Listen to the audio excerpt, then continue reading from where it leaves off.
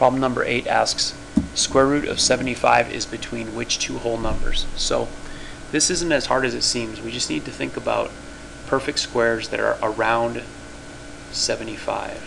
So if we weren't sure, let's just think 5 times 5 is 25, so 5 squared is 25. So square root of 25 is 5. That's too small. Let's go up a couple. 7 times 7 is 49. We're getting closer. 7 squared equals 49. Square root of 49 equals 7. Let's try 8. 8 times 8 equals 64. So 8 squared is 64. And the square root of 64 equals 8. It's still too low. Let's try 9. 9 times 9 equals 81. So 9 squared equals 81. And the square root of 81 equals 9. And that's too high. This is too low. There's no whole number in between 8 and 9. So square root of 75 goes right in there in between those two. So the square root of 75 is between 8 and 9. Number 9. Which model represents 4 squared? So 4 squared equals 4 times 4, and that equals 16. So we're looking for the model that represents 4 times 4 equals 16. Here it is. 1, 2, 3, 4 columns times 1, 2, 3, 4 rows. That's 4 by 4. And then we have 16 small squares inside, so 16. So it's answer choice B. A is showing you 2 squared equals 4. C is showing you 2 squared plus 2 squared.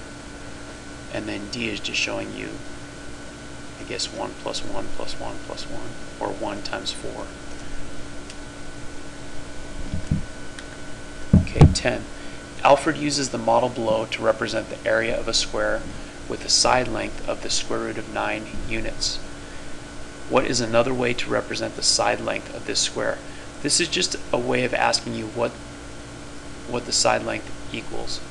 We know we have 9 of these chips making up a square model, and the sides are 1, 2, 3, 3 by 3, 3 by 3 equals 9, and that's why he represented the side length as a square root of 9, because if the area is 9, you can take the square root of the area to find the side length, which is 3.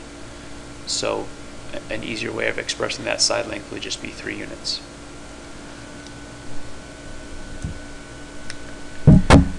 Number 11. What is the value of 80 divided by 16 times 10 minus 75? So this is a classic PEMDAS here.